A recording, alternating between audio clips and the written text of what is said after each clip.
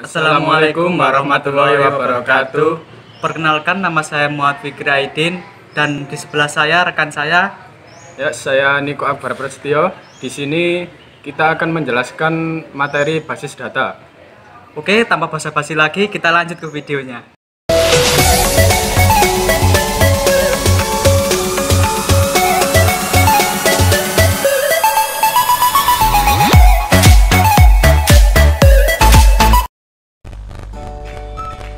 Baik, di sini saya akan menjelaskan tentang pengenalan Microsoft Access.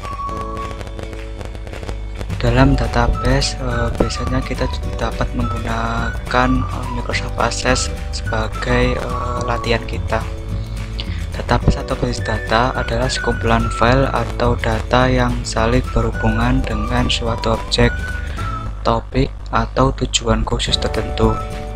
Dengan Microsoft Access, kita bisa mengelola seluruh data ke dalam file database.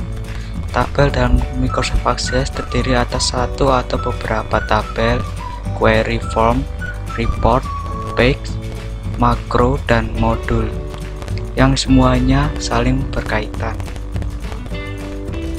Tabel adalah sekumpulan data yang tersusun menurut aturan tertentu. Secara fisik, tabel berupa suatu grid yang terdiri dari unsur baris dan unsur kolom. Baris menunjukkan record data dan kolom menunjukkan field data. Tabel bisa dipandang sebagai sebuah komponen utama dalam sebuah database, karena tabel merupakan dasar untuk menyusun komponen lainnya dalam database seperti form, query, maupun report. Kemudian query bisa digunakan untuk mencari dan menampilkan data yang memenuhi syarat tertentu dari suatu tabel atau lebih.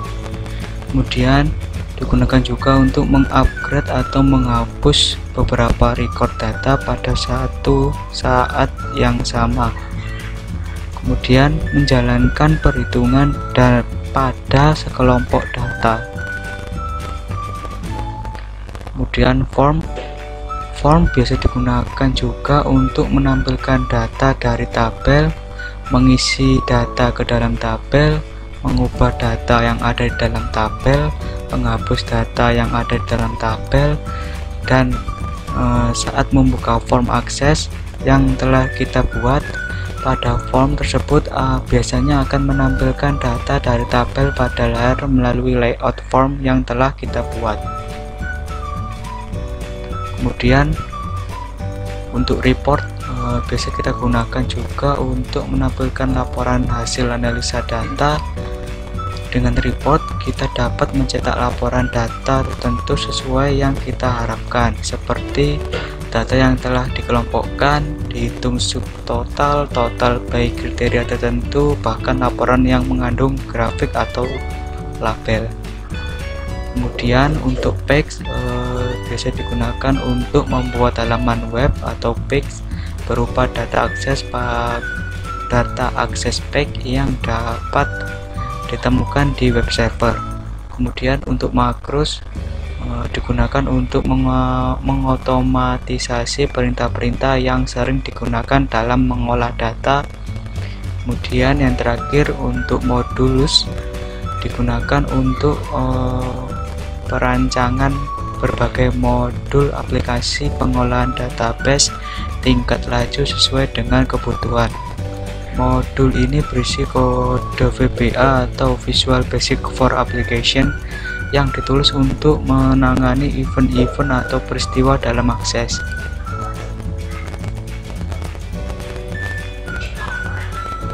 Di sini saya memiliki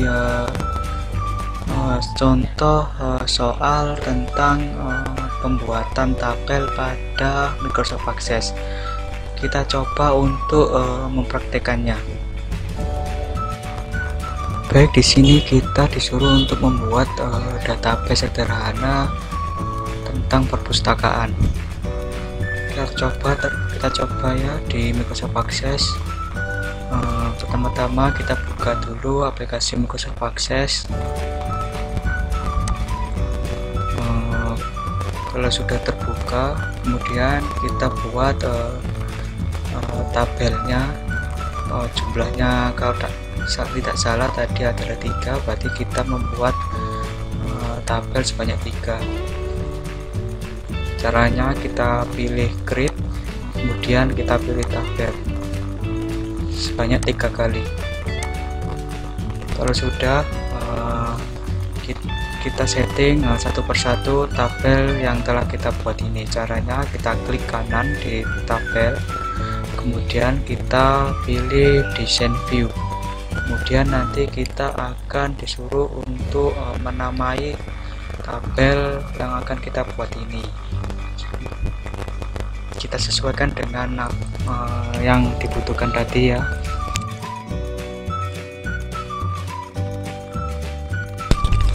Kemudian kalau sudah, klik OK, kemudian nanti tampilannya akan seperti ini. Kita masukkan data-data yang diperlukan pada tabel yang akan kita buat ini. Di sini saya di tabel anggota nanti akan saya masukkan data ID anggota, kemudian nama, kemudian alamat, kemudian kota, nomor telepon, dan yang terakhir adalah tanggal lahir. Kita masukkan satu persatu.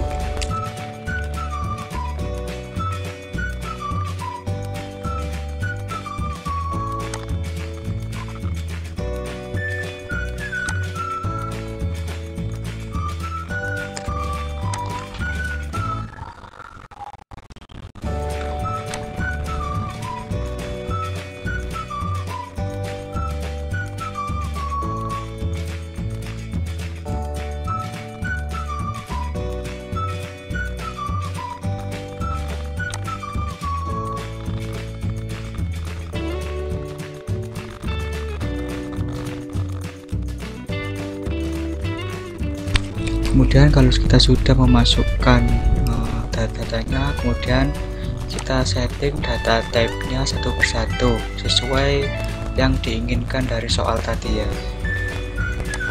Di anggota di sini kita setting menjadi txt, kemudian font size-nya kita ubah menjadi 4. Kemudian di nama juga txt, font size-nya kita ubah menjadi 10. Kemudian di alamat sama juga, data type-nya txt, kemudian font size-nya 15. Kemudian kota juga sama, data type-nya adalah txt, font size-nya kita ubah menjadi 10. Kemudian nomor telepon, data type-nya kita ubah menjadi number. Kemudian untuk tanggal lahir kita ubah data type-nya menjadi date atau time. Kalau sudah, kita tinggal men-save-nya saja. Caranya kita klik kanan di atas ini, kemudian kita pilih save. Nah, kemudian kita sudah berhasil membuat satu tabelnya. Kita lanjut ke tabel selanjutnya.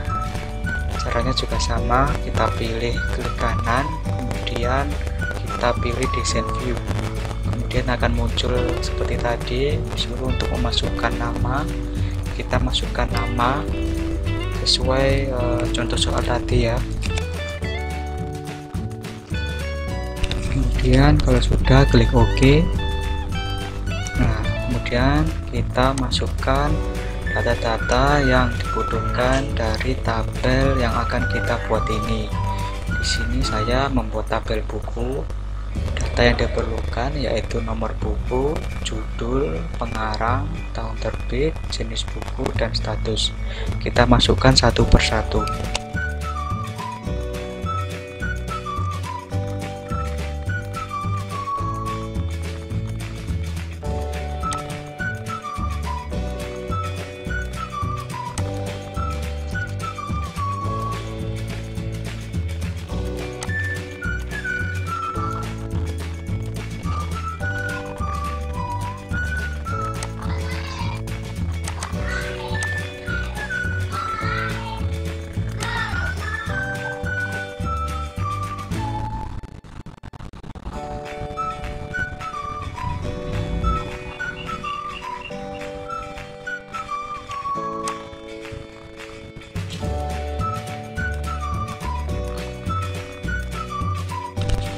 Kemudian sekarang kalau sudah kita masukkan semua data yang diperlukan dari tabel buku, kemudian kita mau setting data type-nya satu persatu. Di nomor buku kita setting menjadi txt, kemudian purchase-nya kita ubah menjadi 4, kemudian untuk judul juga data type-nya txt, untuk purchase-nya kita ubah menjadi 15, kemudian untuk pengarang data type-nya juga sama, yaitu txt, purchase-nya kita setting menjadi 10, kemudian untuk tahun terbit kita setting data type-nya menjadi number, data type purchase-nya kita ubah menjadi long. Kemudian untuk jenis buku data type-nya kita ubah menjadi txt, kemudian purchase-nya kita ubah menjadi 10. Kemudian yang terakhir status, data type-nya kita ubah menjadi txt, purchase-nya kita ubah menjadi 10. Kalau sudah, kita tinggal men-save-nya, caranya juga sama, kita klik kanan di atas ini, kemudian kita pilih save. Kemudian kita sudah berhasil membuat tabel buku. Sekarang kita tinggal membuat tabel yang terakhir, yaitu tabel pinjam. Kalau gitu kita lanjutkan ke tabel pinjam, kita klik kanan di tabel yang terakhir, kemudian kita pilih desain view, kemudian nanti akan disuruh sama seperti kita akan disuruh untuk memasukkan nama dari tabel yang akan kita buat. Kita masukkan namanya, kemudian kalau sudah klik OK. Kemudian kita di sini akan disuruh untuk memasukkan data-data yang ada di tabel pinjam. Di sini di tabel pinjam sesuai contoh soal tadi ada data nomor pinjam, ID anggota, tanggal pinjam, tanggal kembali. Kita masukkan satu persatu.